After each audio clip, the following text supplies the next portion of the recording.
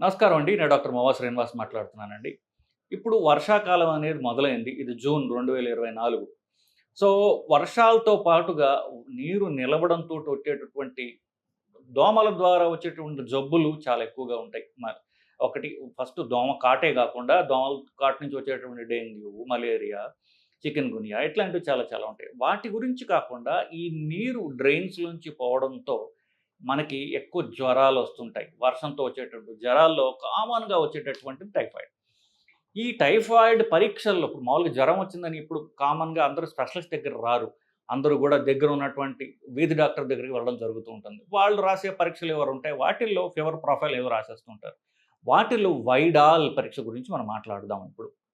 దీని గురించి చాలా అపోహలు, మిస్‌డయాగ్నోసిస్ జరుగుతోంది. ఇది ఎక్కువ మంది పేషెంట్‌లకే కాకుండా డాక్టర్లు కూడా ఉద్దేశించినటువంటిది. ఎందువల్లంటే ఈ వైడాల్ పరీక్ష చెయ్యనటువంటి ఆహ్, ఫీవర్ డాక్టర్ అంటూ ఉండరు. ఫీవర్‌ని ట్రీట్ చేసేవాళ్ళు చాలామంది వైడాల్ పరీక్ష చేస్తూ ఉంటారు.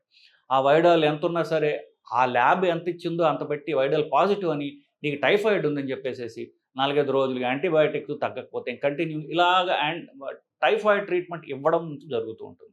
జ్వరం తగ్గదప్పుడు. సో, ఈ వైడాల్ పరీక్ష ఏమిటి? దాని యొక్క స్కోప్ ఏమిటి? ఎంత కరెక్టు? దాని గురించి ఇప్పుడు మనం డిస్కస్ చేద్దాం. ఈయన చెప్పినట్టుగా వైడాల్ పరీక్ష డిటెక్ట్ చేసేది టైఫాయిడ్ ఇన్ఫెక్షన్ ఉందా? టైఫాయిడ్ అనేది నీటి ద్వారా వచ్చేటటువంటి ఇన్ఫెక్షన్. ఆ నీటి ద్వారా ఒకరికి చెప్పాలంటే కొంచెం జుగుప్సాకరంగా ఉండొచ్చు గానీ, ఒక పేషెంట్ యొక్క లెట్రిన్ నీళ్ళల్లో కలిసినప్పుడు అంటే అది పేగుల ద్వారా వచ్చేటట్టు ఇన్ఫెక్షన్. ఆ నీళ్ళల్లోంచి మనకొస్తుందనమాట. ఆ నీళ్ళు తాగటం వలనో లేకపోతే ఆ చేతికి అంటే సరిగ్గా చెయ్యి శుభ్రం చేసుకోకున్నటువంటి దుర్మార్గులు అనొచ్చు. వాళ్ళని ఇంకా అంతకంటే నేను కెమెరా మీద తిట్టలేను. అంత శుభ్రత లేని నీచులు అంటే లెట్రిన్ వెళ్లి చేయి కూడా కడుక్కోకుండా వంటలు చేస్తారు. హోటళ్ళలో ఉంటారు వాళ్ళు. ఇట్లాంటి నీచులు వాళ్ళ చేతి నుంచే తినే వాళ్ళకొచ్చేటటువంటి జబ్బు. సో, టైఫాయిడ్‌కి ఇది వచ్చేటటువంటి క్రమం. టైఫాయిడ్ జ్వరం అంటూ ఏమిటంటే అది పేగులకొచ్చేటటువంటి చిన్న పేగులకు వచ్చేటటువంటి ఇన్ఫెక్షన్. ఈ టైఫాయిడ్ ఇన్ఫెక్షన్ వచ్చినట్లయితే తీవ్రమైనటువంటి జ్వరం 104 డిగ్రీలకు తగ్గకుండా కంటిన్యూస్‌గా హై ఫీవర్ ఉండడం జరుగుతూ ఉంటుంది ఇనీషియల్‌గా. అది కొన్ని రోజులు ఉన్నట్లయితే అది చిన్న పేగుల ఇన్ఫెక్షన్ కాబట్టి ఆ పేగులకి చిన్న పుండులాగా వచ్చి అది ఆ పేగుకి రంధ్రం పడే అవకాశం పర్ఫొరేషన్ అంటే రంధ్రం పడేటట్టు ఉండే అవకాశం లేట్ కాంప్లికేషన్ అది. కానీ హై కంటిన్యూస్ ఫీవర్ అనేది టైఫాయిడ్ జ్వరానికి సంకేతం.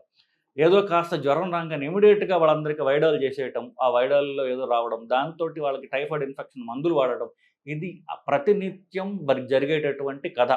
ఇది తప్పు. ఎందువల్లంటే ఫస్ట్ టైఫాయిడ్ అంటే హై టెంపరేచర్ కంటిన్యూస్‌గా ఉండాలి. రెండవ విషయం ఏంటంటే వైడాల్ పరీక్ష ఎప్పుడు కరెక్ట్ అవుతుందని చెప్తున్నా. వైడాల్ అనేది 1896లో కనుక్కున్నటువంటి పరీక్ష. అంత పురాతనమైనటువంటి పరీక్ష.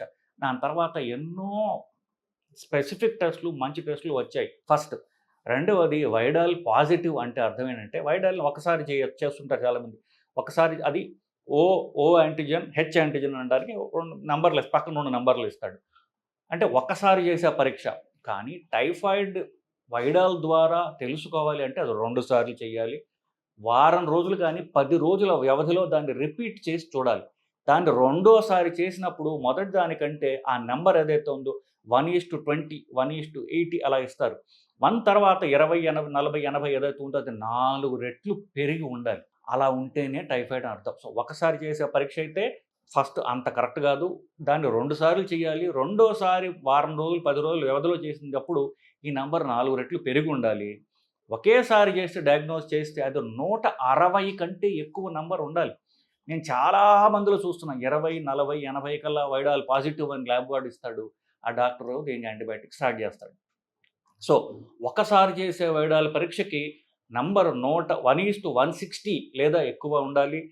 అది 2 సార్లు రిపీట్ చేయాలి. రెండోసారి రిపీట్ చేసినప్పుడు అది కనీసం 4 రెట్లు దాని టైటర్ పెరిగి ఉండాలి ఆ నంబరు. అప్పుడే వైడాల్ పాజిటివ్. ఒక్క శాంపుల్ చూసి చెప్పాలంటే 160 కంటే తక్కువ ఉంటే అది పాజిటివ్ కానేరదు.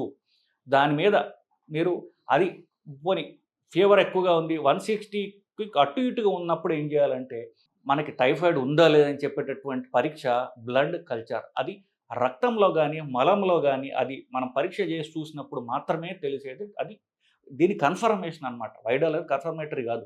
వైడాల్ అనేది ఒక అనుమానం వస్తుంది. అది కూడా 160 కంటే ఎక్కువ ఉన్నట్లయితే, అది 4 రెట్లు పెరిగితే అది ఇంకా మనకి మోర్ స్పెసిఫిక్ అనమాట.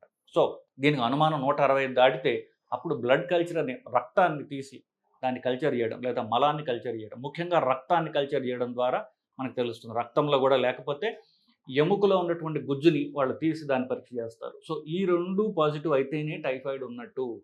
లే ఏదో ఆ ల్యాబ్ వాడు వైడాల్ పాజిటివ్ ఇచ్చాడని యాంటీబయాటిక్స్ వాడేయటం అనేది కరెక్ట్ ట్రీట్మెంట్ కాదు. జబ్బు ఇంకొకటి ఉన్నది, ఇది లేదు. దానికి ట్రీట్మెంట్ తీసుకోకుండా దీనికి ఈ వైడాల్ పాజిటివ్ అని టైఫాయిడ్ ట్రీట్మెంట్ తీసుకోవడం ద్వారా ఇది తగ్గదు, అది తగ్గదు. మనం టైం వేస్ట్ చేస్తున్నట్టు లెక్క బేసికల్లీ. ఇప్పుడు టైఫాయిడ్‌కి కొత్త రకమైన పరీక్షలు వచ్చాయి. ట్రై.ఎం అంటారు దాన్ని బేసికల్లీ. సో, టైఫీ.ఎం, టైఫీ డాట్ అని వచ్చింది. అది కొత్త పరీక్ష. సో, ఇది త్వరగా వస్తుంది. బ్లడ్ కల్చర్ కంటే కూడా ఎక్కువ రిలయబుల్ చేస్తున్నారు. 1 రోజుల్లో మాక్సిమం 2, 3 రోజుల్లో ఈ పరీక్ష రిజల్ట్ వస్తుంది. ఈ టైఫీ డాట్ కనుక పాజిటివ్ ఉన్నట్లయితే ఖచ్చితంగా టైఫాయిడ్ కింద లెక్క. దానికి ట్రీట్మెంట్ తీసుకోవాలి.